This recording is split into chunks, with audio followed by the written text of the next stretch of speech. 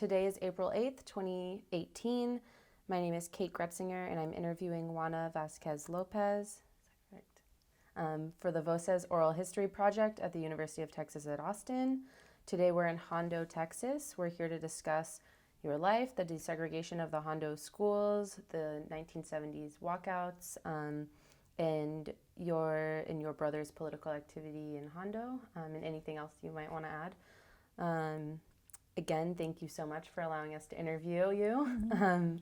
And as I said earlier, if there's anything you don't want to talk about, that's totally fine. Just don't talk about it. And if there are things you do want to talk about, I'll ask you at the end if there's anything we didn't cover. And also, feel free to interject. It's fine if we get off topic. I have a list of questions that can bring us back. And if you need to stop to go to the bathroom or drink water or anything like that, just let us know. We'll turn off the camera so that's not part of the recording. Okay. Great. And yeah, we'll go ahead and I'll ask you some of the questions on this pre-interview form so I can get a feeling for like your education, your work life, stuff like that, and let you just fill out all the other stuff later. Okay. And yeah, I think it'll be a good jumping off point for some questions. So, yay. Sounds good. Okay, awesome. So let's start with your school. Where did you go to elementary school? Do you remember? Of course. Okay. To the only school in Hondo, Meyer Elementary, the only elementary school in Hondo. I attended that. That's M-E-Y-E-R. Oh, sorry. Meyer. M-E-Y-E-R. M-E-Y-E-R. Okay. Meyer Elementary. Meyer Elementary, great. And that was elementary, right? That was elementary. Okay. Then I went to Lacey, I guess it was called junior high at the time, L-A-C-Y. And then I went to Hondo High School. Right. Graduated from there in 1973. There were the only 3 schools in Hondo, so. Okay, awesome. And those were all public schools? All public Okay. schools. And, okay, great. This is really obnoxious. I'm actually going to let you fill this out after so we can spend our time talking and not writing. And you said you graduated high school in 1973? Okay, awesome. That's sort of all I needed to know. Did you go to college? I did. Yeah. I have a bachelor's in nursing. Graduated from UT Health Science Center. Okay, awesome. Okay. And I'm just going to set this aside and we'll go over that later so we can get to the good stuff. So were you born in Hondo? I was born in Hondo. Okay, awesome. When were you born? November 2nd, 1954. Okay, great. I always tell people, on my birthday, I don't really have to celebrate because it's, we celebrate Dia de los Muertos in our tradition. So there's always like a big party on my birthday. It's so convenient. Okay, tell me about your parents. Were they from Hondo? How did they come to Hondo? So my mother was born here in Hondo, and my father was born in Sabinal, Texas, which is about 25 miles from here. And they met, I think, at a dance in Dejenes, which is about 10 miles from here. They met at a dance, and then they started, he started courting each other. And were they married in Hondo? They were married in Hondo. I don't know the exact date, but I know it was in February. Okay. Because we had a nice 50th wedding anniversary for them. And what did they do? What did they do? Well, my mother was, I guess you call her a housewife. She didn't really work outside the home, but she worked really hard in the home because there was 5 kids. And my father, when I was growing up, he, for as long as I knew, he worked at the Universal Rundle, which was a factory here in Hondo, where they made lavatories and sinks. It was actually the only unionized place here in Hondo. And my dad actually was, was the president of the union.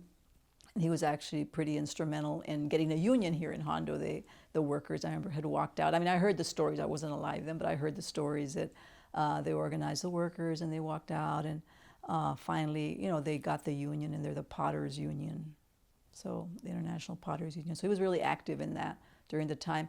But they were both very active politically. So when my parents were dating, my dad had come back, from World War II, and he had fought in the infantry. He was a big guy. My dad was like 6 feet, and toward the end of his life, I got to be able to take him to his appointments at the VA. He used to, go to the VA there, and one of his doctors was a World War II buff. So this is how I found out a lot about what happened, because my dad really didn't talk to us a whole lot about it. Anyway, so he was a World War II veteran. He carried, because he was a big guy, he used to carry the Browning automatic rifle, which was like a big rifle, and you had to have somebody carry your ammunition.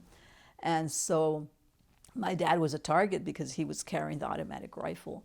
And actually, the man that was carrying the ammunition got killed along the way somewhere, when he was serving. And so my dad, he had to escape. He had to run, escape, And so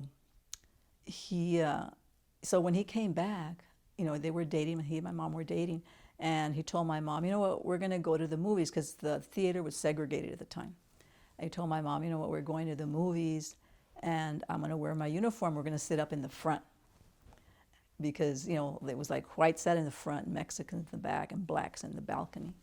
And so they did that. He went to the theater and wore his uniform, and they went to sit in the front, and then the manager came and asked him to move. And so my dad told him, "No, I'm not going to move. I just, came from fighting this war, and I put my life on the line. I'm going to sit here, So they didn't move.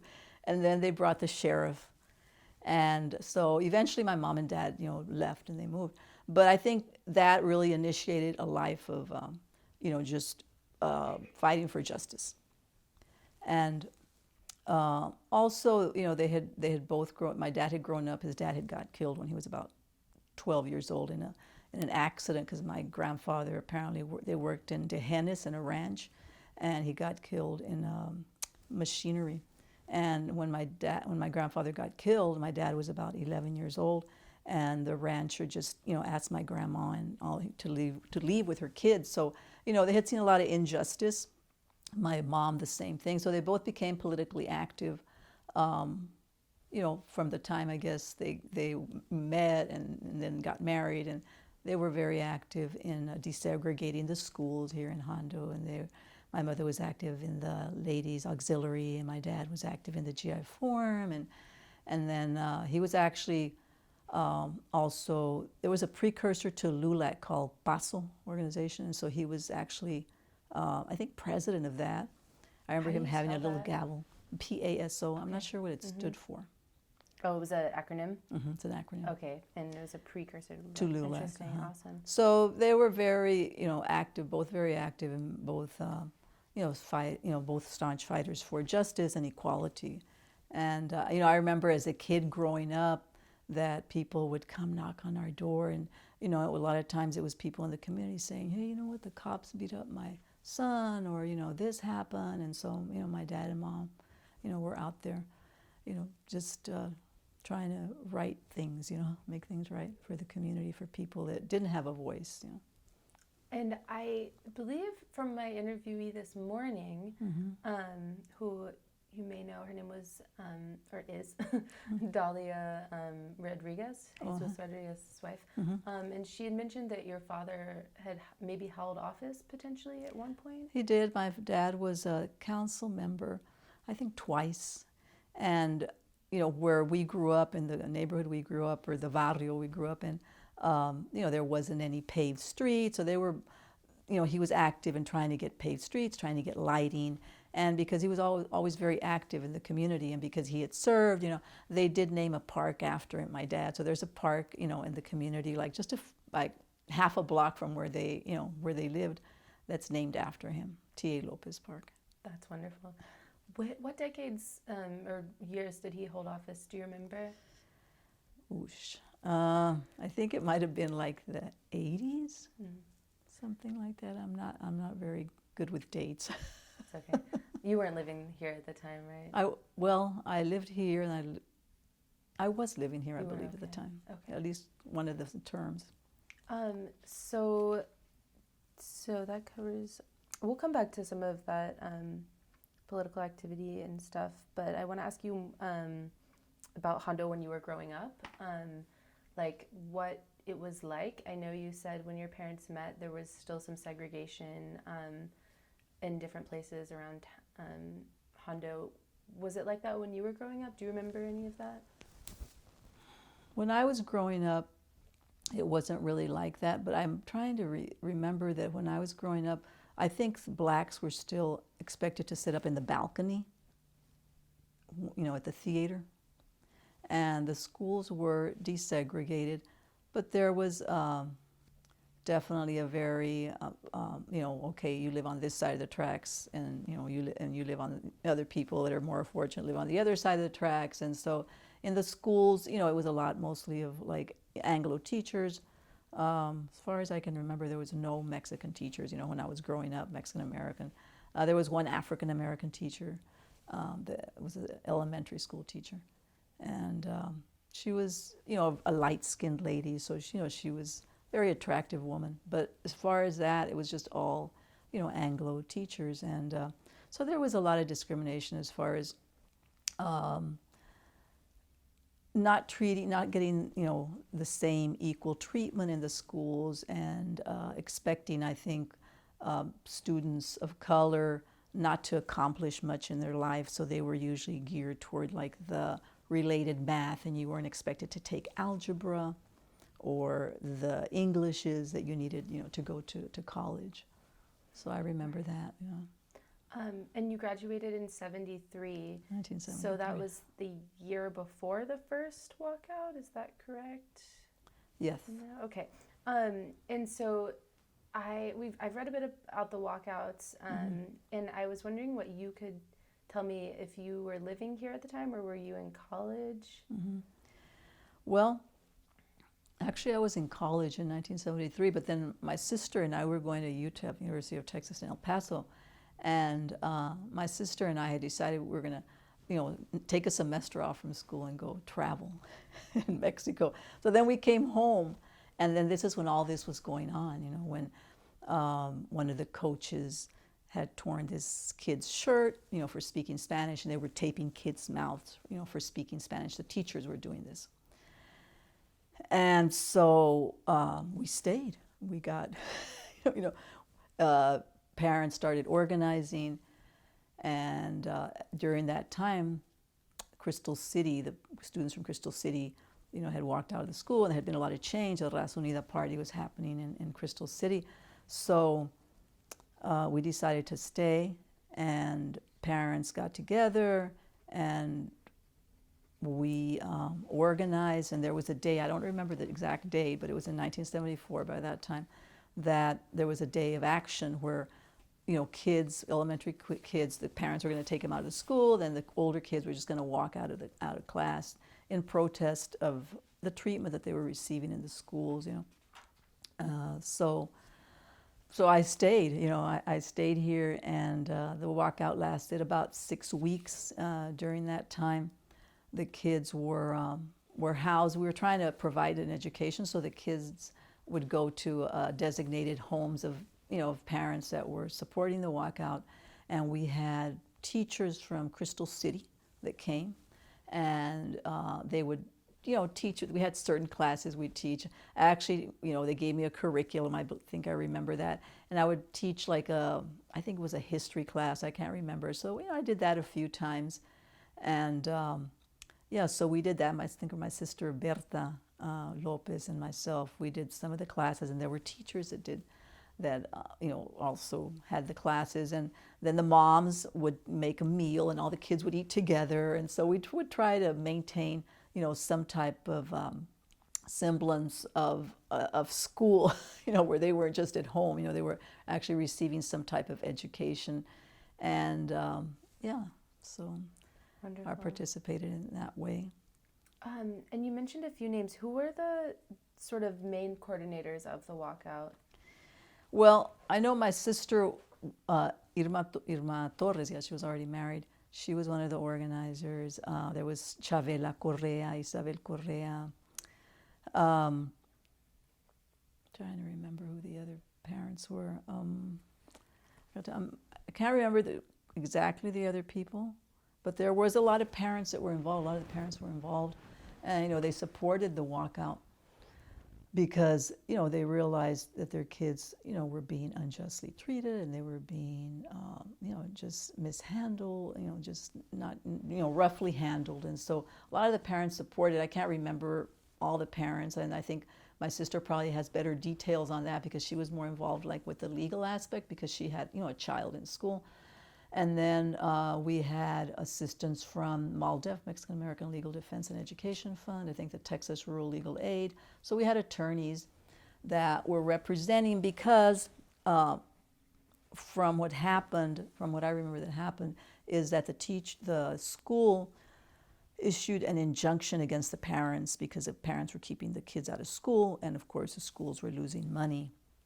And so schools and of course the community, the establishment, supported the school. So parents that had their kids out of school were being kind of a little bit threatened about their job, or were maybe blacklisted. So things were happening like that. So slowly, some of the parents were sending the kids back to school because they didn't want to lose their job, because they didn't want to be considered radical, because we were called communists and all kinds of things because of what was going on. And but some of the parents held out and kept the kids out of the school.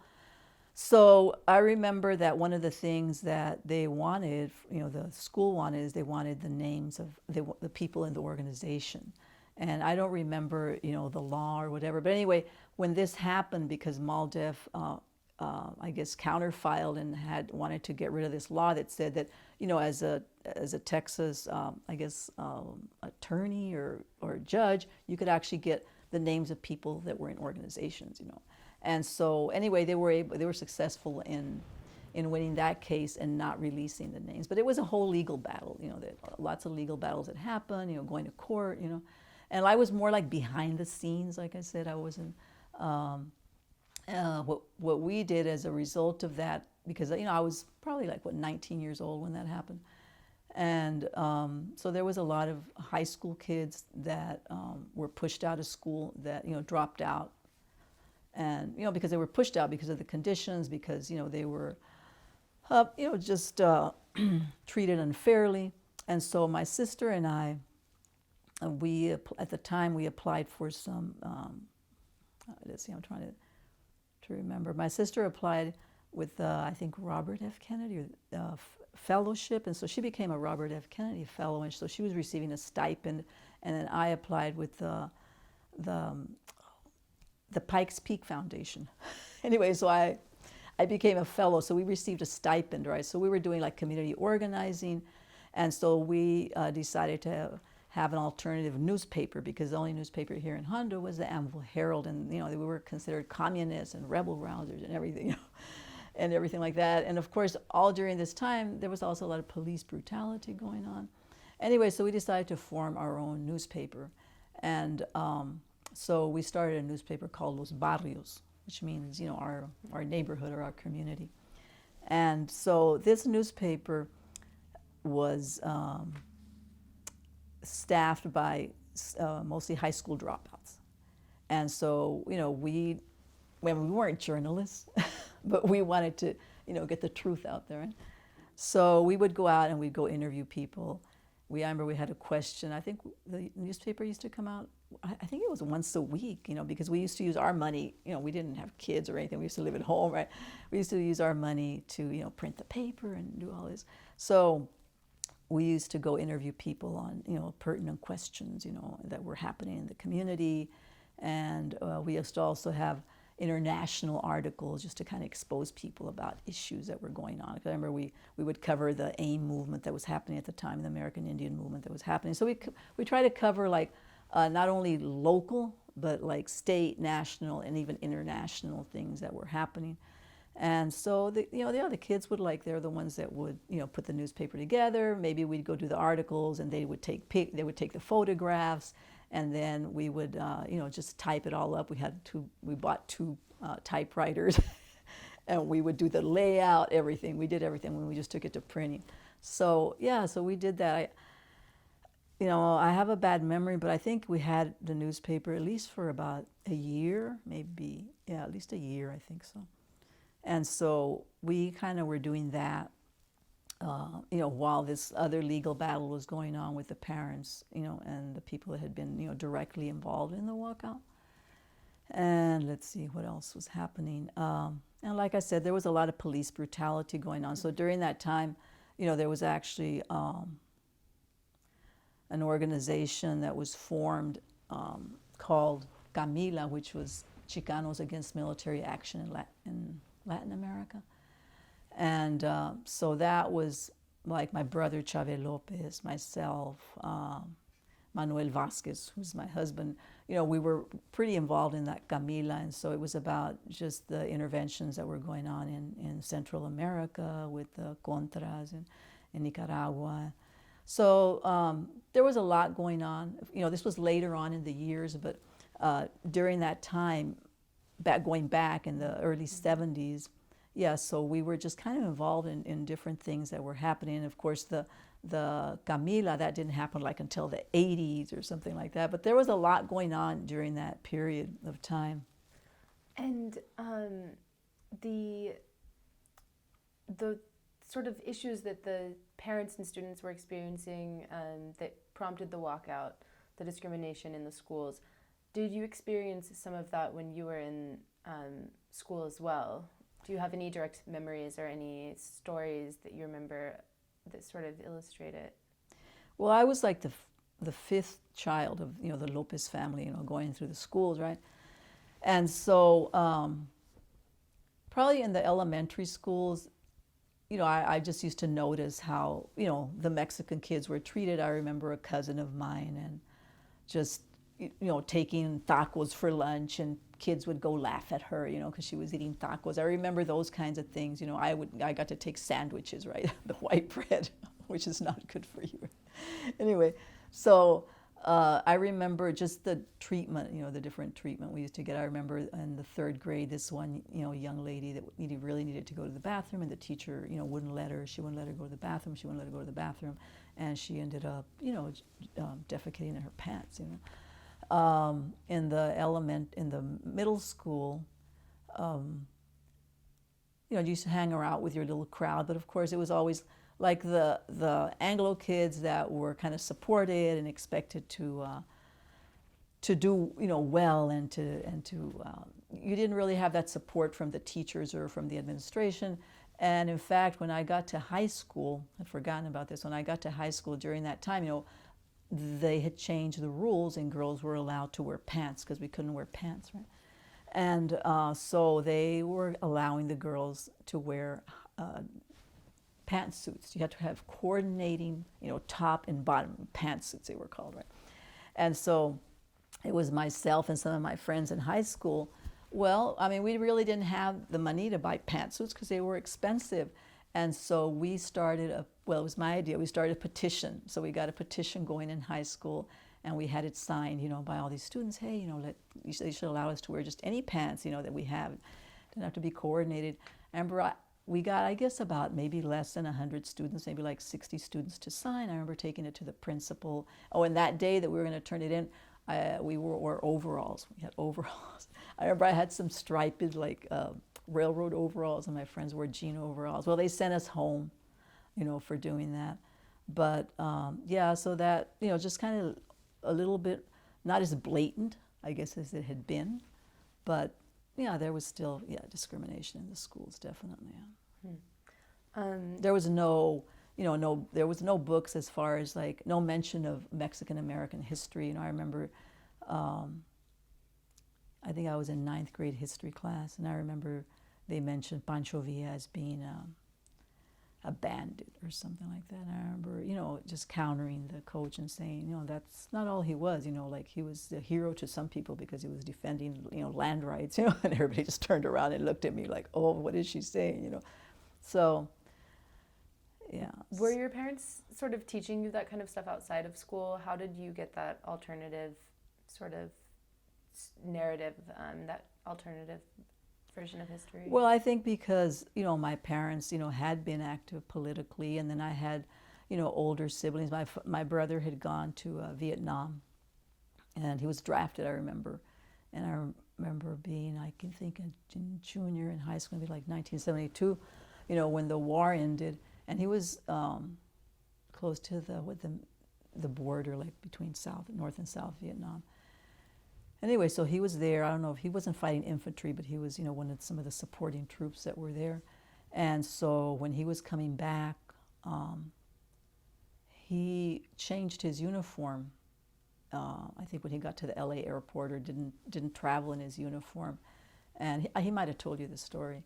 Anyway, and he was stopped by immigration services, and so he had, from what I remember, I think he had taken his uniform, what he told me, and I think he had stuffed it in the trash. I mean, because he had seen what was happening in Vietnam. He was actually against the war, but he was drafted, so he had to go, and he was 18 years old, and my dad, had volunteered in the war because his dad had passed away. Then he had been a member of the Civil Corps, my dad had, and then he just decided, well, I'm kind of like already, trained, I'm going to join the Army. So he joined the Army. So my dad had told him, no, you can't, not go. You've been drafted. You need to go serve your country. So he went.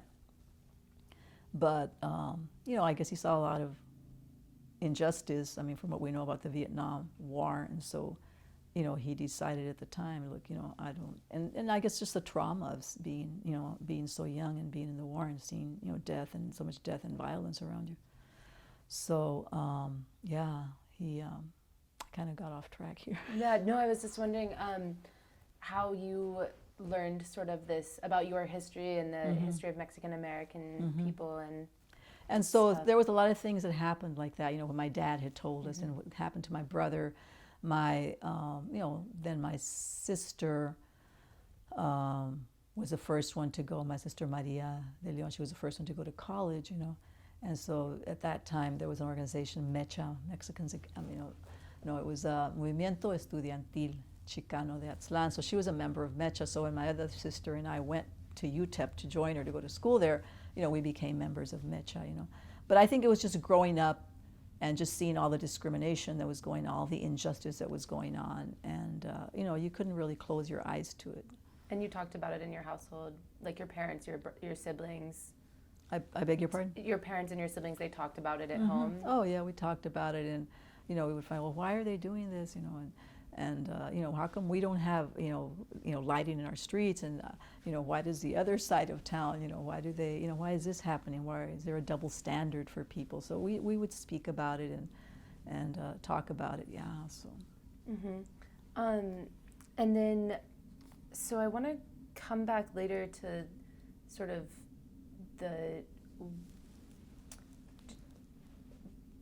well, let's see.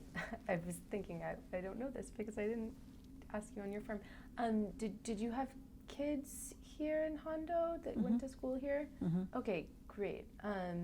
So getting back to sort of the schools, do you think that the walkouts changed anything or helped improve conditions for Mexican American students in the schools? So one of the things that demands of the walkout was, of course, stop punishing kids for speaking Spanish, and then having more representation of, Mexican American teachers, and more representative textbooks, and just having more personnel, that Mexican kids could relate to.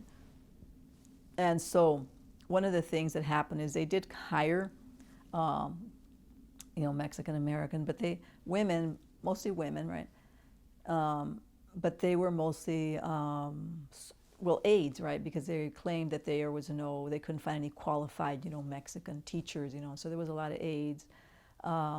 So that was maybe something that happened. And then along the way, maybe some of those people ended up going to school, becoming teachers. As far as like, the blatant discrimination, maybe by law, I mean, yeah, they had to change things, but there was still that, the attitude of racism, in the schools, and, you could feel it. Mm-hmm. Yeah. And then after, so you were in Hondo in like 94, 95. When did you go back to school? Well, I kind of went to school throughout my life, right? So I went. Yes. Oh, sorry. So yeah, so I went to UTEP, and then was there, I don't know, for about 2 years. Then I came back, and then I went to school in San Antonio College. I went there, and then I went to school in Arizona because I lived in Arizona for a while. So I went to a lot of different schools, and I was kind of trying to take prerequisites. I wasn't sure exactly what I was going to do, but then I ended up, getting my degree here in San Antonio at the University of Texas in San Antonio. But in the meantime, I had gone to school for 1 year, and I had become an LVN. So, I was working at the hospital, and and going to school and working and raising kids, and I was married. So there was like, it took me a while to get through school. I got my bachelor's, I guess, when I was about 40. I was 40 years old, but I had been working throughout and having kids throughout. In fact, when I was pregnant with my son, who's now 30 years old, Hondo used to be single member district. That means, it used to be at large. So the schools used to elect the school board, just from throughout, just at large, which means that people from throughout the rural area would come vote, and in the city would come vote, right, for that person that was running, if there was like 5 people running. And so there was one Mexican American on the board, Mr. Henry Dominguez. He was on the board. He'd been on the board for a while, but he kind of wasn't really elected so much by the Mexican American population, from what I understand. He kind of went with whatever the other school board members wanted to achieve, and of course there wasn't a whole lot of fairness in things that they did to be inclusive of all students. So we got together with MALDEF, and we decided to sue and for single member districts. That way, people from they would break up the school district into different like districts, I guess, different areas. And if you lived in that area, you could run, and then maybe if we had an area that was more populated by Mexican Americans, we could try and select somebody. Anyway, so what I ended up doing to prove, that a Mexican American could not win at large, if you didn't condone everything they were doing, I actually ran for school board when I was pregnant with my son. That was like in April of 1987. Yeah, I ran for school board, and I lost. So this was one of the things that helped to prove, like, okay, you try and run at large, and you really can't win because Mexican Americans weren't as much registered to vote, and when Anglo people they used to come out to vote all the time, and so as a result of that, we worked with Southwest voter registration with Willie Velasquez. I think you're familiar with Willie Velasquez, yeah. So we did a lot of voter registration drives, and registered a lot of people, and went a lot of door-to-door knocking. So anyway, we did end up getting single-member districts, and in fact, my sister Maria de Leon, she was one of the first people that ran under single-member district, and I think Mario Garcia, and they won. So that was one of the things that we kind of got to achieve, which is, I think, good. Now we have some representation. Yeah, absolutely. And so going back to your sort of young adulthood and the time that you were in Hondo, what political organizations were you part of? What groups were you part of? Other political activity that maybe wasn't part of a group that you participated in? as a young unmarried person. Yeah, yeah. Well, were you living here at that? I was at that living point here, in but your I life? was kind of on and off. I'd kind of, I mean, I was traveling back to UTEP, trying to, finish, go to school there, and so I was involved, like I said, in the newspaper, and then, oh, okay, yeah. So then, yeah, this was like in the, I think 74, 75. So there was an organization here in Hondo called the Beneficencia Humanitaria Mexicana. And so it was back in the day, like it's in the 1920s, there were families of Mexican, people that used to live here that would get together and support each other. So they would, I guess, have a fund, and they had a piece of land, they had purchased some land, kind of like right in the middle of town. And they would have fundraisers. They would help people, like say somebody in the family got sick, they would help with medication, they would help somebody build a house.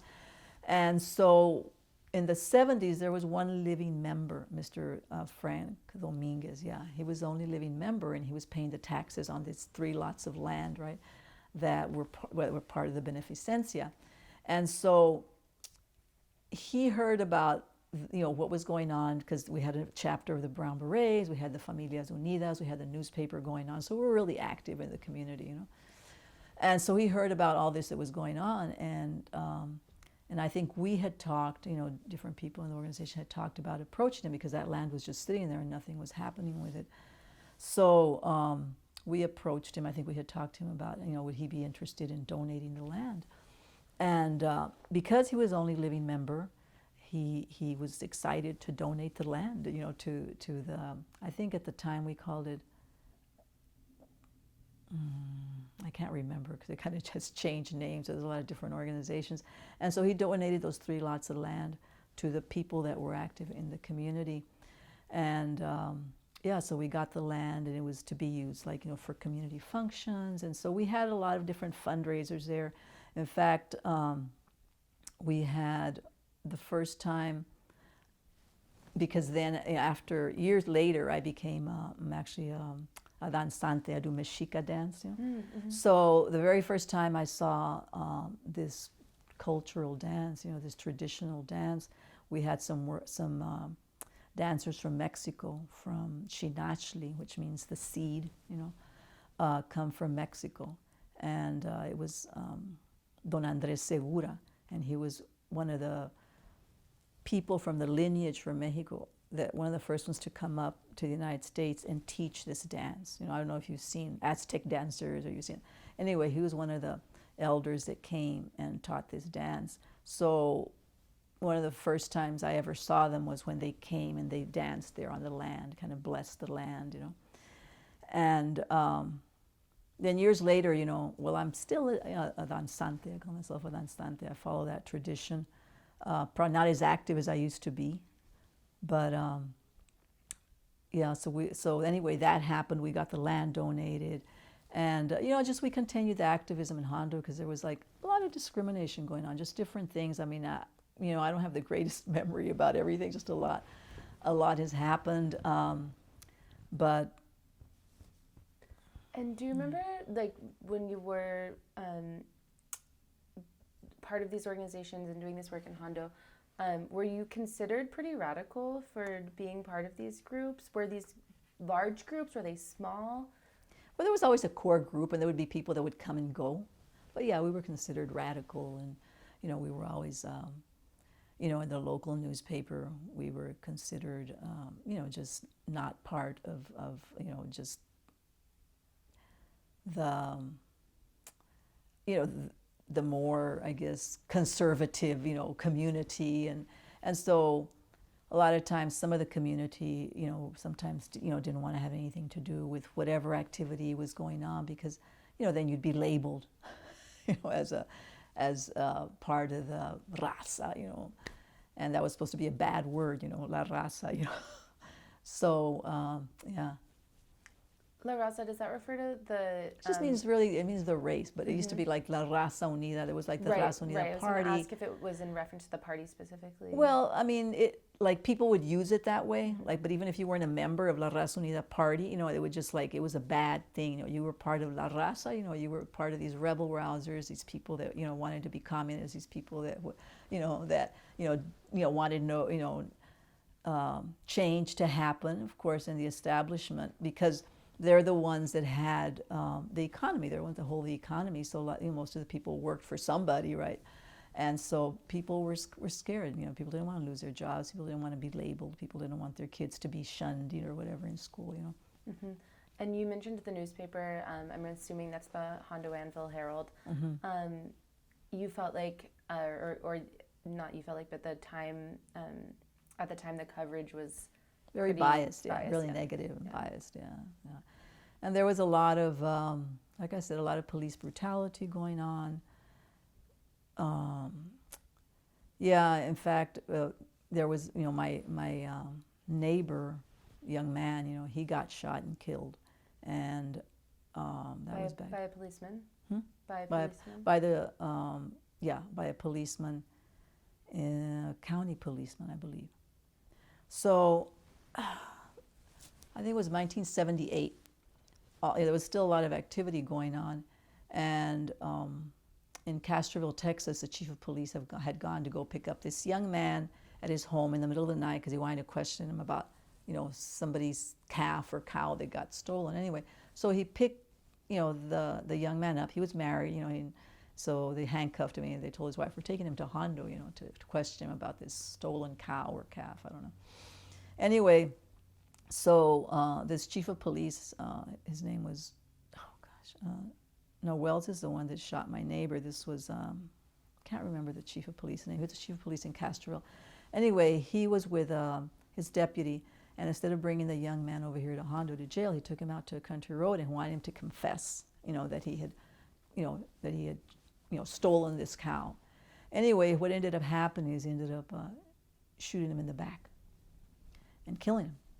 And so the deputy witnessed this, right? And then the chief of police, he had his sister-in-law and his son-in-law, or his wife and his son-in-law. They took the body and they buried it because they had a ranch in East Texas. They took the body and they buried the young man in East Texas. So then in the morning, the wife comes to ask about her husband, and so they didn't have this young man, Richard Morales, they didn't have him booked. And at that time, what was going on, the police that night in Hondo, there had been an activity going on. I think it was like the 16th of September celebration, and they had beat up the cops had beat up some people, and so some people were jailed. So that morning, she was going to look for her husband, and there was I think it might have been my sister Edom, I think they had beat up her husband or had beat up some people in Hondo, and so she happened to speak to his wife, and she was like, "Well, I came to look for my husband, and he's not here anyway." And so they started doing a little bit of investigation. Then the deputy talked, and he said, "Yeah, he did shoot him in the back, and we found out, that they had buried him and all this." And so what happened is that they charged, I can't even remember his name, the chief of police with aggravated assault, and then they charged the wife and the son-in-law, whoever it was that went to bury him, $49.50, and they let him loose. So there was a big demonstration that took part. It was a big demonstration that happened. We had LULAC and different organizations that came and protested what had happened. And so there was a lot going on at the time. And in fact, during that time, we formed an organization called PAPA, People Against Police Abuse. And as a result of that, I think Hondo was the first place to have like a citizens review board where some citizens would actually sit and review these cases about police brutality. So, there was a lot going on. What year was that instance that you were telling me about just now? With Ricardo Morales, I think that was 1974. 1978. That was 1978. And then you were living here in Hondo at that time? Yes, I think I was living here in Hondo at the time. Okay. And I'm sorry if I missed it, but how did you come to learn about that whole instance? Were you Well, because I mean, I lived here in Hondo. It's a small town. I mean, But was it reported in the paper, or was it more from like mouth to mouth, word of mouth? I mean, if it was reported in the paper, it was probably not reported, correctly. And so it was because my sister had been there and spoken to to his wife, and so she had told us what was going on, and so then they retried him. They retried the chief of police, and he was sent to prison. Yeah, and so then a few years later, I think it was in 1980 something. There's a lot of police brutality that happened here in Hondo throughout the years. Cops arresting kids, beating them up. In fact, my brother got beat up when he was a teenager. There used to kind of be turf, people from this side and that side, and the cops ended up arresting my brother. I think he must have been about 16 or 17, and they, hit him, I think, with a flashlight over the head, and they cut him. And my mom was a pretty, fierce woman, and she. And she was upset, I remember going to the courthouse, and because my brother was there, they had jailed him, and he was bleeding, and my mother and my dad were there, and we're all there. And I remember my mother, went up to the cop that hit my brother, and she asked him, "Hey, did you, hit my son?" And he said, "Yeah." So I remember she slapped the cop, and then he grabbed her hand, and my mom bit him. So there was a lot of police brutality going on, and. So a few years later, my neighbor, he was a young man, 17 years old, and he had stolen a pickup truck, I guess, somewhere, I don't know if he stole it, but he had used, no, I take that back. I think he worked for this rancher. He had used the rancher's truck, and I don't know how exactly it happened, but he had taken the truck to go visit his brother at a rehab in Divine, which is a few miles from here, because his brother had been in a bad accident, kind of was like in a vegetable state. Mm-hmm. Anyway, so he had taken the truck, his boss's truck, to go see his brother, and I guess when he was coming back, I guess the police, stopped him or decided to stop him. Anyway, and there was a little chase going on. I think he was 17 years old, and I may be a little bit incorrect on the everything that happened, but. Anyway, he finally pulled over and he started running because, the cops were running after him with guns, And they shot him in the back and they killed him, and he was 17 years old. And they tried to say that he was armed and he didn't have anything on him. What was his name? Do you remember? Yeah, his name was Lopez. His last name was Lopez, Roy Lopez. Roy? I think it was Rogelio Lopez. Rogelio Lopez, yeah. And so he had, I remember, his parents, they used to live next door to us, and they were our neighbors. So it was, a really, bad, traumatic time, for the whole family. And then, he was a young kid. He was like 17 years old, but he had a girlfriend, and she was pregnant, How old were you at this time? Oh, I was already like, maybe like, was I about 30? Something like that, 30 okay. years old. Okay, something so like that. Do you remember the year roughly? I think it was it 84? Okay. I think it might have been 1984. Okay. And so as a result, I think, was it Maldef? I don't know if it was Maldef that stepped in. We got the family an attorney, and so they tried the man. I can't remember exactly what the outcome of that was, but there was some civil suit, and when the young boy, he never got to meet his dad, but when he turned 18, there was some money, a trust that they had, created for him. But there's been a lot of discrimination. I have a vague memory just because done a lot of stuff throughout my years, and yeah. And you moved away to San Antonio at some point. In all of this, when was that? Well, I probably lived in San Antonio probably around, I take that back. I went to El Paso. I moved to El Paso in 73, and then I came back, and I lived in San Antonio maybe like in 76, and I went back to El Paso trying to go to school there, So I was kind of back and forth, When did you settle back in Hondo? and sort of raise your children here. When was that? That was, okay, my first child was born in 1979. And, no, but then we left El Paso. We left to Arizona after that. And then, I guess when I came back from Arizona, we moved back from Arizona, that's kind of when we decided to stay in Hondo, and raise the kids here. Because I had my daughter, she was born in 1979, and my son was born in 1987. That's when I, ran for school board. And then, then we left in 88 to Arizona, and lived there till about 92 or 93. I had one of my daughters that was born in Arizona. And then that's when we came back and kind of lived here. And then I did move to San Antonio for a while because I was going to school. But, then moved back. So kind of raised my kids here from about, where I stayed here probably from about 94 to actually, I live here. So all my kids, went to school here. Yeah. And how were the schools, how was their experience in the schools here? How did it differ from yours? I would say probably not much has changed, but because, my parents weren't educated. They had a second and third, grade education, but they were self-educated. And my mom, my dad, especially my mom, should always push us like, go to school. You need to go to school. You need to go to college. And so, because we were more educated, we tried to push our kids through whatever, what was going on. So my oldest daughter, she graduated from high school, and my oldest daughter is, really light-skinned, so she, that skin, that white skin, it kind of takes you a little bit further, in the schools, you're not seen as, I guess, you're not discriminated as much against, I think, when you have lighter skin. And that's her own experience that she's told me, because, yeah.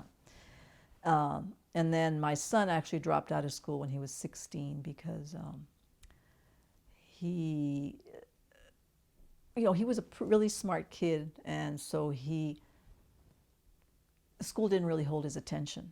So anyway, he ended up dropping out. He ended up, getting his GED and going back to school and getting college educated. But there's still discrimination. And my other two younger daughters, they were involved in sports. But I decided when I had my kids that I was going to give them, because my given name is Juanita, but when I went to school I was Jane. And my sister Maria Luisa, of course, they changed it to Mary Lou. And so I decided when I had kids, I'm going to give them names that they can't change. They're going to be forced to say their names.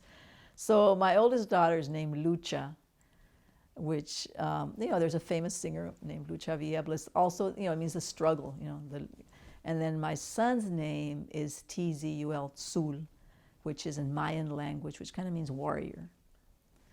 And then my other daughter's name, Tonantzin, which is in Nahuatl, which means kind of like Mother Earth.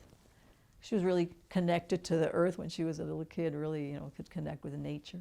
And then my youngest daughter is named Chilonen, Xilonen, which means tender corn. And she was born on my dad's 75th birthday in the summer. So I decided, I'm going to give them names, so they can't change their names. They're going to be forced to say their names, their traditional native names, But then they ended up shortening their names. But anyways, they, I think because of their names and because, the family they came from, and they knew there was still discrimination, but like I said, not as blatant. But yeah, they went through their own little trials. And I'm just kind of thinking back before I ever had, when I had just my one daughter, I remember, going to the school board quite a few times with parents and, kids that would be mistreated in the schools, and going before the school board, and just a lot of issues, with, the ways the kids are treated, and the way, the racism and the education that they were given. And probably even to this day, Were they ever punished for speaking Spanish, or were they allowed to speak Spanish in school? Was that an issue? They were allowed, but they probably didn't speak it that much in schools, just because, everybody starts to speak English. That's why, when we had our kids, we try to give them, their education at home. So, my kids, when they were growing up, I would teach them Spanish, and I would also teach them Nahuatl, which was, I would teach them how to count in Nahuatl, like se omeye nawi makwili chikwasi chikwe shiknawi, and then maklitlis. Anyway, I would teach them to speak in the Nahuatl language and words, what their names meant, So, we try to do that just to kind of give them a more multicultural, and just about, respecting people and respecting humanity. And, you kind of make full circle and you come to the point where it really doesn't matter, what the color of your skin is, It's more about, who you are in your heart, as a person, and just the dignity that, all human beings deserve. It doesn't really matter, what the color of your skin is, But it's about, the way kids are raised. When I was going to high school, there was a few African American kids that went to school. Not too many. There was just a few, but they were like the high school stars. And one of them was a really good friend of mine, and he was a high school. I don't know if he was a quarterback or what. And he was really in during football season. I mean, they were really respected for the way they played. And I remember he told me one time, he said, I went to the grocery store, he said, and there was this little kid, about 3 years old, was being carried by his mom, an Anglo lady. And he pointed at me and he said, "Look, Mom, nigger." And so, it's the parents, right? Parents and, the way you're raised. And, one of my friends says, if we could just kill the parents and kids, kids could be okay. So it's our own prejudices, right, and our own, racism that has us, thinking that, skin color has anything to do with the human being you are. And, from different experiences in my life, I was fortunate enough to, when I lived in Phoenix, to do a cultural exchange down in the Grand Canyon, because we used to do dance. And so we visited the Grand Canyon and visited the community there, the Havasupai. And, we did dance and talked to the community. And so, so their name means like the people of the blue-green water. And, before Europeans came, people were identified maybe for where they lived or, how they lived. And because if you've ever been down to the Grand Canyon, you have to go to get to Mooney Falls. These beautiful falls, and they're like blue, like they're blue. And so people were identified, right, for who they were, where they lived, maybe the geography, maybe what they did, and it wasn't about skin color, So, yeah, so that's what I try and teach people, and being involved in all the movement and everything. To some point, you had to be really angry about things, other things that happened, like where the community I used to live, had really bad drainage. And I remember back in 73 or 74, like the community here in Hondo, the community flooded really bad, and, we didn't have any drainage. And I remember, covering that in the newspapers and being really angry about, the way our part of the community, didn't have the same drainage and didn't have just everything that the community needed. Anyways, I kind of lost my train of thought here. Yeah, but that was very interesting.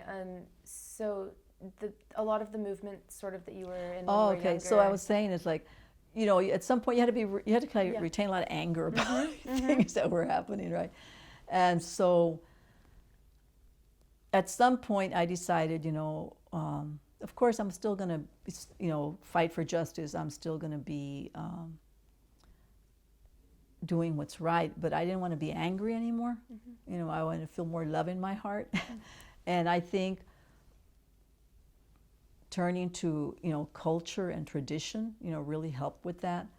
And being involved in the Native culture, and being involved in the dance, and being involved in traditional ceremonies, that helped turn a lot of that around.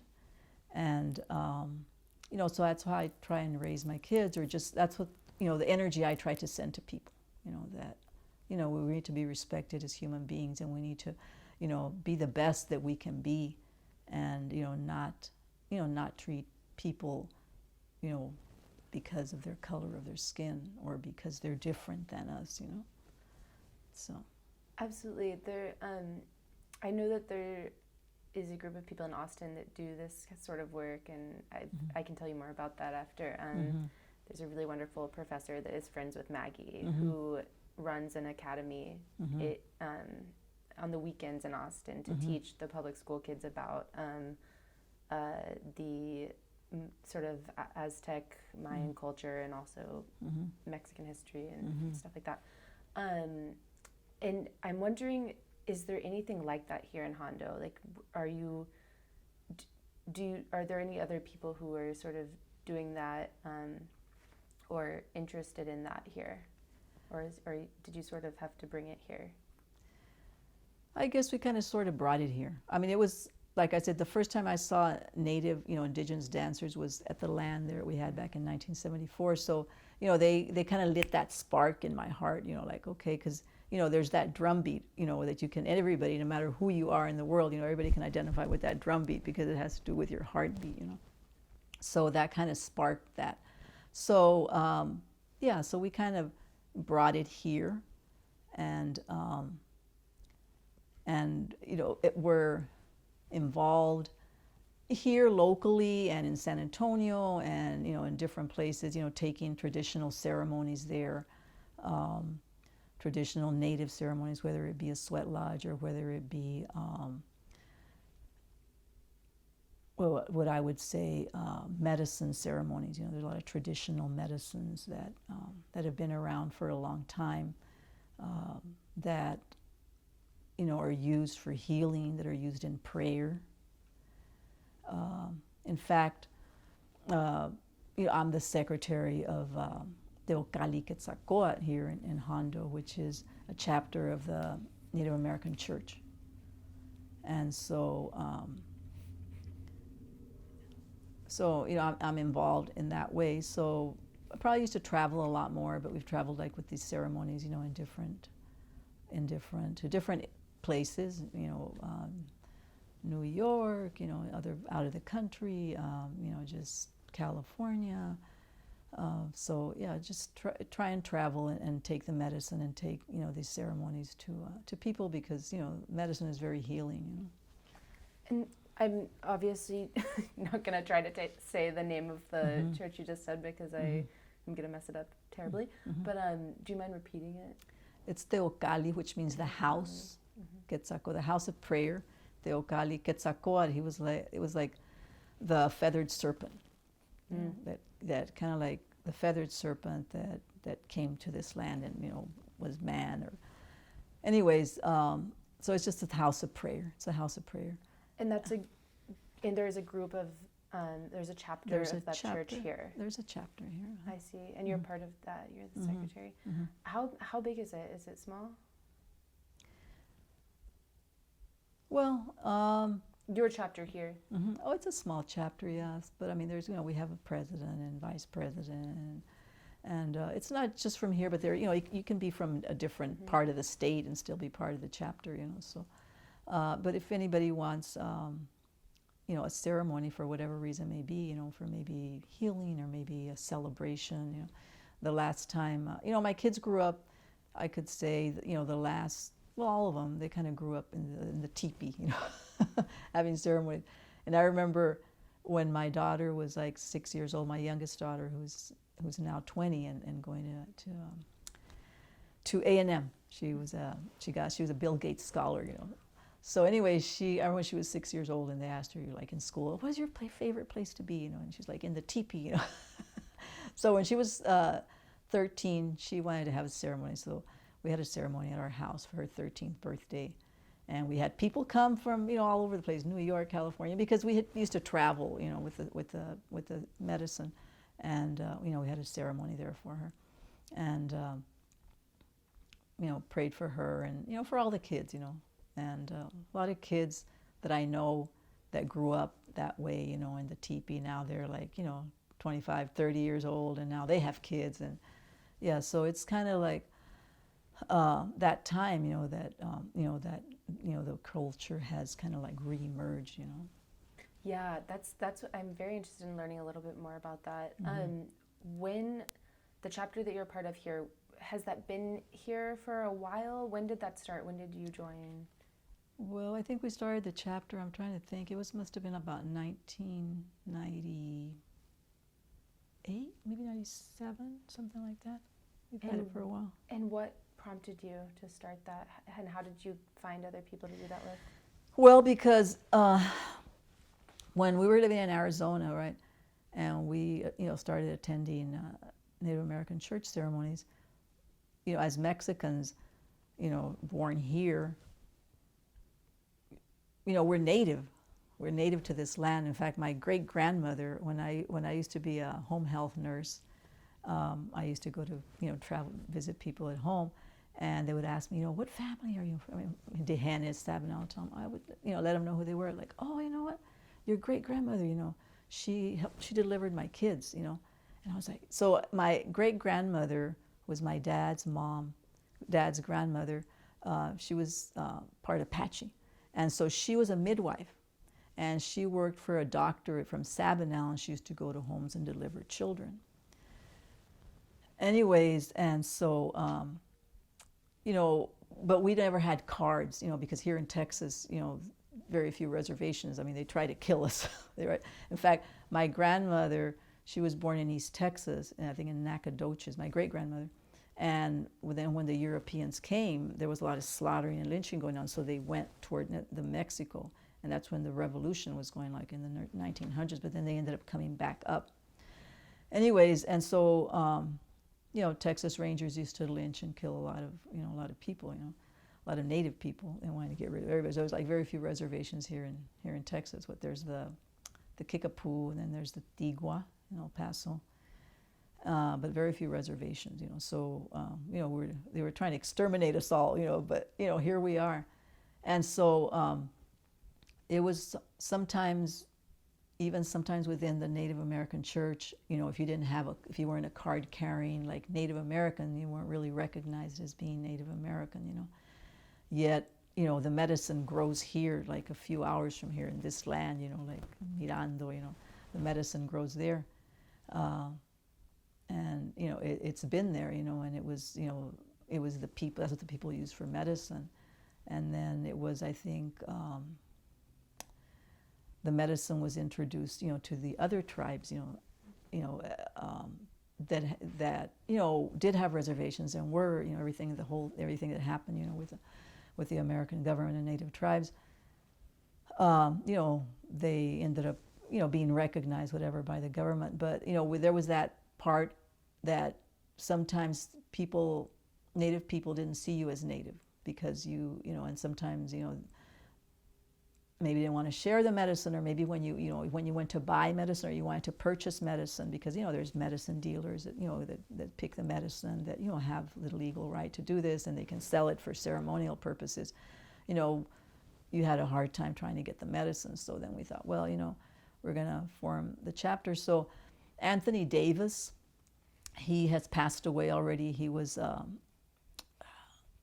from Oklahoma. He was Paiute. He was a Paiute elder. And we met him. He has since passed away. And so he told us that one of his parents was Mexican, and then he was adopted by the Paiutes in Oklahoma. And he was the president of the Native American Church of the United States, I think first chapter. And he said, he allowed and, gave the sanction to, people that didn't have cards to, like, hey, you know what, this is your medicine, and it comes from here, you're allowed to use it, And so, we formed a chapter, and, we're legal to, purchase medicine and to, carry medicine and to, give medicine to people if they, in a ceremonial way, if you're using it for prayer in a bona fide way like that, yeah. And so the people that you started that with, were they people that you had grown up with here in Hondo? How did that come together? Okay, let's see. And I think Well, and we had been, praying that way when we were in Arizona. I mean, there's a lot of Native people in Arizona, so we got involved with the dance, with the traditional dance, and with the Native traditions over there, and introduced to the medicine, and used to. And there was some Native people that accept you, totally as a brother, as a sister, no matter whether you have a card or not, But excuse me, when we moved back to Texas, I think we used to go to the Cesar Chavez March, and we asked permission, I guess you could say, when we left Arizona, if we could carry this traditional way of prayer with a dance, with us. And they said, sure. So we used to, when we came back to Texas, to San Antonio, we were dancing. It probably was my husband and I and my kids, And then at that time, some dancers moved from California, some dancers moved from Colorado. So there was like this group of freelance dancers that had moved from different places, and we kind of were all, had formed a group, and it was just through network and connections that we met people that had prayed this way, that were interested in praying, that were interested in forming a chapter, and yeah. Wonderful. And is it political in any way? Do you guys engage in any sort of political activity through that, or is it kind of a separate thing? Yeah, it's kind of a separate thing. It's just about prayer, and sometimes there's controversy about who can pray that way, and who can pray with the medicine that way, and some people think, well, you have to be Native, you have to have a card to pray that way, but our elder Anthony Davis, and also another elder, Crow Dog from Lakota tradition. And then there was the Huicholes, from Mexico, from that they use that medicine. So through different people, through different networks, I mean, we all connected.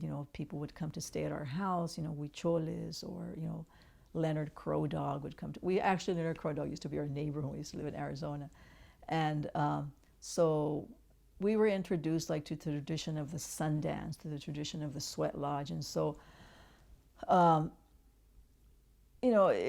From what I understand and from what I feel in my heart and from my belief, I mean, anybody can pray. If you're there and, to pray about your life, again, it just comes back to it doesn't matter if, what color your skin is, or if you're Native, if you're there in a ceremony to pray, you can take that medicine and you can pray and you can use it, for what it is you need to use, what it is you need to heal. And so, anybody can pray with the medicine, You don't have to be a card-carrying person, So as far as, sometimes there's a little bit of politics about that, like who can pray with the medicine. Right. But in terms of sort of empowerment, I guess, do you sort of, is there an educational component? Have you found that other people in the Mexican American and Hispanic community here are interested in learning about that? Do you see it in that way as being political, as empowering, from the educational standpoint? Mm-hmm. When a person comes into a ceremony, it's it's very what do I say? I mean, there's things that happen, when you first walk in, how you pray and how you sit up and how you all these different things that happen in a ceremony. So, just going to a ceremony, you become educated, and you become, you open your heart about the person maybe standing in front of you, or maybe the person that maybe you thought you didn't like or whatever. And so there's an empowerment of just opening your heart and realizing that you're all humans, and that we all pray together, and that there's only one source, and so it empowers you in that way to understand that your heart, you really are just made of love, and you're just made of light and love, so it kind of gives you that empowerment to know that there's this other place where I can be, instead of hurting and being in a negative state all the time. The medicine allows you to open your heart and to be in that space of love, for all humankind, and, for our Mother Earth, and for, the beautiful stars in the sky, and for the fire, and for, just all those elements that are used in a ceremony, that we have that connection, to everything and everyone around us, So it empowers you, I guess, in that way. As far as like educational, political, not so much. And it sounds like you've sort of imparted a lot of this to your children. Tried, yeah. Do any of them live in Hondo now, or where do they live? Mm-hmm. Well, 2 of them live in San Antonio. So my oldest daughter, she's involved in the traditional dance. She kind of, when she was about 16, she kind of stepped away and didn't dance for a long time. And then now as an adult, she's 38, I believe. She's again involved in the dance. She's involved in women's sweats. She's involved in that. And then they're all kind of doing their own thing. But if we have a ceremony, they try to go.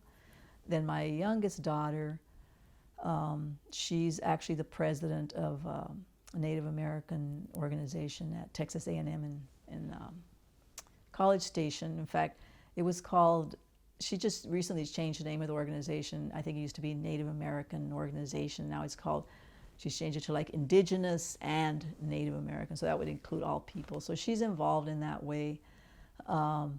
But, they're kind of busy in their own life. But, when we gather together, we try and use, try and keep the tradition. So, maybe they come to a home and, we bless them off, with some smoke and with some feathers. Or, maybe they go and if there's a prayer or a dance, they go there. But my oldest daughter probably is the one that's most involved. And then we actually have 7 kids altogether because we have a combined marriage, And then some of the oldest son, he lives in Austin, and then 2 of the other ones live in California. And so the middle daughter, she's sun danced also, and 2 of our sons sun danced also. And so they're involved. They are involved, and they're trying to teach their children also. Wow. So we have 5 grandkids, I think. That's so wonderful. And are you sort of, it sounds like this is a big part of your life. Do you participate in any political activity still, or is this sort of your new outlet for that? I try to participate as much as I can, I still work full time, but when I can, I try to participate. Maybe, I didn't go to the Cesar Chavez March, but, I try to support as much as I can, but probably not as involved politically as I used to be. I think it's more about, now for me, it's more about empowering people, on a one-to-one basis about, because I'm a nurse, and that's kind of a lot of part of my life, teaching people to take care of themselves and how to let the medicine in them, instead of relying on pharmaceuticals, how to let the medicine in them, how to enhance that so they can live a good life, and then, not be worried about their health, so then they can reach for other things that are, maybe more spiritual, or about, connection to the earth, about taking care of the earth, about, keeping the water clean. So 2 of our kids were over in the water struggle, was it 2 years ago? And can't remember. I know, now I'm forgetting it too, but yes, the that pipeline. pipeline. Yeah. So they were over there. In fact, one of the sons got sprayed with a really cold day. And anyway, so they were all involved in it. So yeah, we've taught them to be politically active, and so a lot of them are with the different movements and with the struggle for justice. Absolutely, yeah. That's what I was going to go next, is to ask if your children are sort of have inherited that fire from you. Well, we've tried. Yeah. They do. They have in their own way, and they're all supportive of the right of people to dignity, to self-empowerment, whatever it may be. I work with a lot of people that don't otherwise have access to health. I'm a nurse, so I work with a lot of people that don't have health insurance. So I work with a lot of people that are homeless, people that are in dire straits, people that are in situations, So, it's just a part of my life, I guess.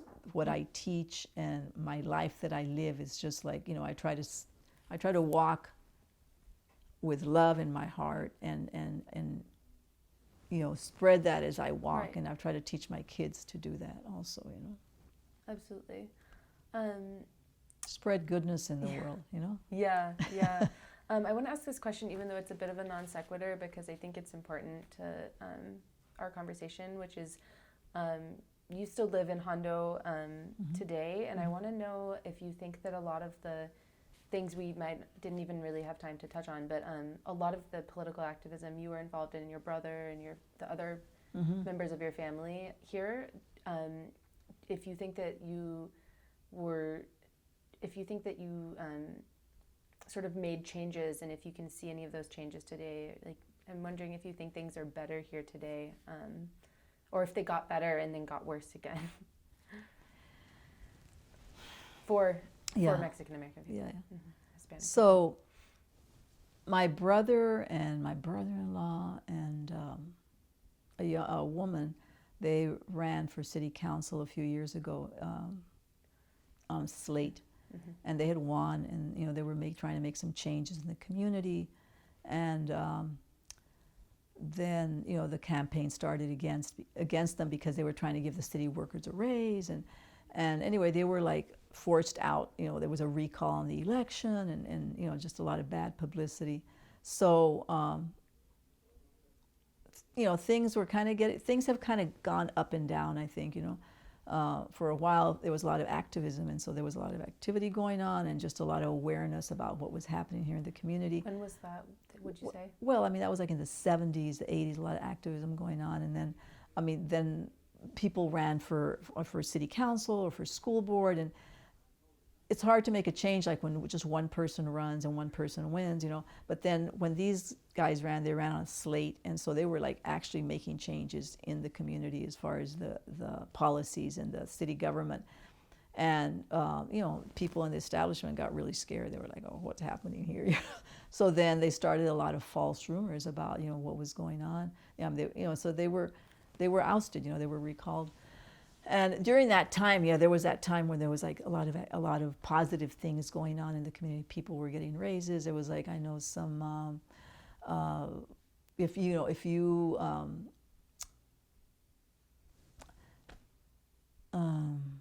anyway, that kind of thought kind of went. Anyway, there was some positive changes going on, but then since then, since all that negative publicity about people that were trying to make change, people kind of for a while didn't run for city council. They weren't running and kind of got disillusioned. And there might be one. That recall was back in 2009, right? Okay, sorry, I just want to put that on the record. Back in 2009. Yeah. So I think since then people were kind of disillusioned about, okay, if I try and run, if I win, anybody they can recall my my elections. So I think people were kind of disillusioned for a while. And so now, we have an organization I'm involved in called Hondo Empowerment Committee. Heck, yeah, I think that's it. Yeah, that works. HEC. Yeah. Anyway, so that piece of land that I told you, we got donated back in the day. We have a center there, so we have classes there on political education. We also do classes on health, and so I think people, the community that's kind of been active throughout the years kind of decided, well, let's kind of try to make changes this other way instead of getting involved with this in the city government because of everything that's happened, and because people aren't usually haven't been very successful in making changes there. And so we try and empower the community through education in other ways. Wow. The center, does it have a name? Center for Centro por la Justicia. Yeah, Centro de Justicia, Centro por la Justicia. It's like I said, I have a bad memory about things, but yeah, it's basically Center for Justice. And do you know when that was built? Oosh, how long has it been? Probably it's been about 7 years, 8 years, something like that. Wonderful. And how was that funded? Who sort of, or how and who made that happen? Okay, so we were part of an organization in San Antonio called Southwest Workers Union.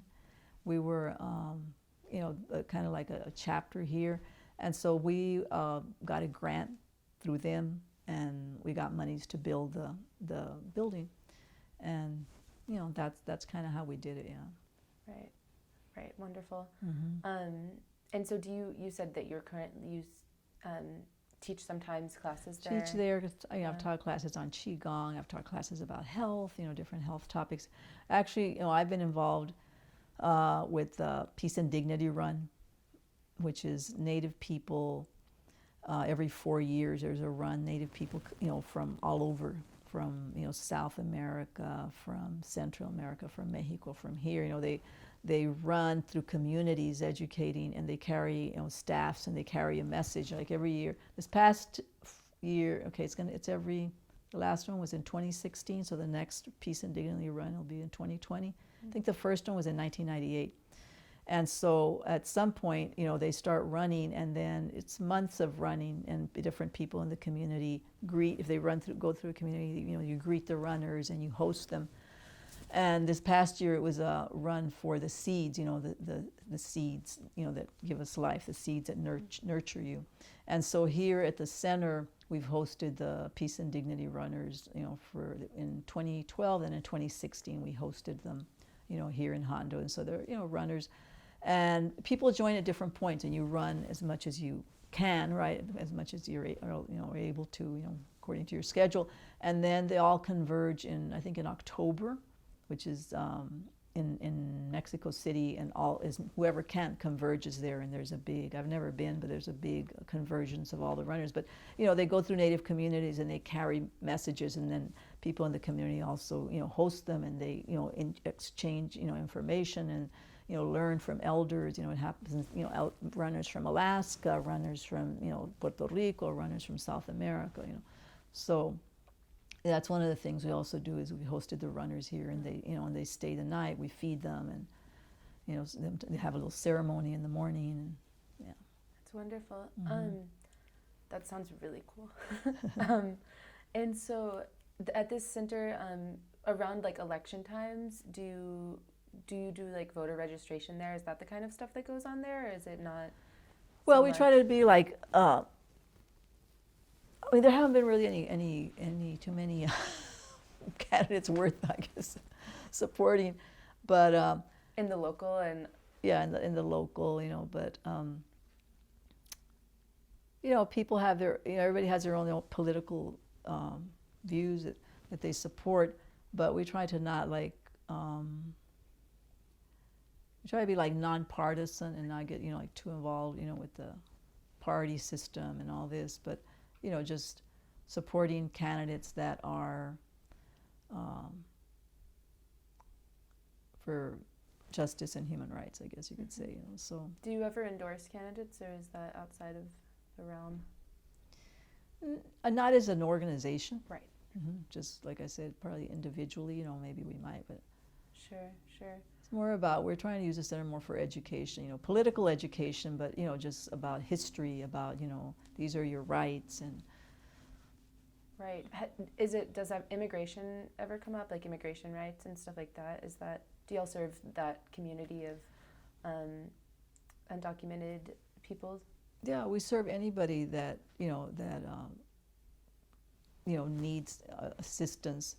But yeah, like I myself work with JFUN, Justice for Our Neighbors, which is an organization that has immigration attorneys, and they're housed out of, I think it's a national organization, but there's one in San Antonio. So, I myself, as part of my work, I work with Fuerza Unida, which is an organization in San Antonio that is kind of a sewing cooperative that was formed when the Levi Company, and it was at 1994, when they moved their factory in San Antonio. They closed and they moved it out of the country.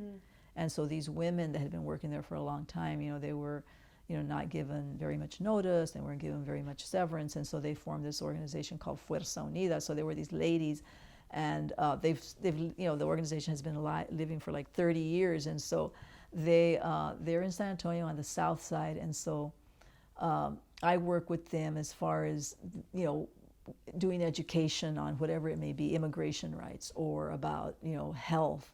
And then I work with another organization in San Antonio called Domésticas Unidas, and these are like ladies, mostly undocumented, that work in cleaning hotels or cleaning homes or caretakers, and do the same thing, try to educate them, as far as their rights, bringing in immigration attorneys or organizations like that, letting them know, okay, what are your rights, as a person that doesn't have documents, can people come into your home and just, where's a safe haven, So I kind of see it, I guess, I'm here and I'm in work and I'm in San Antonio and I'm here and I'm, I might be, maybe, some in another state or in another country, but it's still about, just empowering people and about, just human dignity. But yeah, so that's kind of what I do. Great. In my life. That's a good ending there. I love it. That's just some of it. Awesome. Well, thank you so much for your time.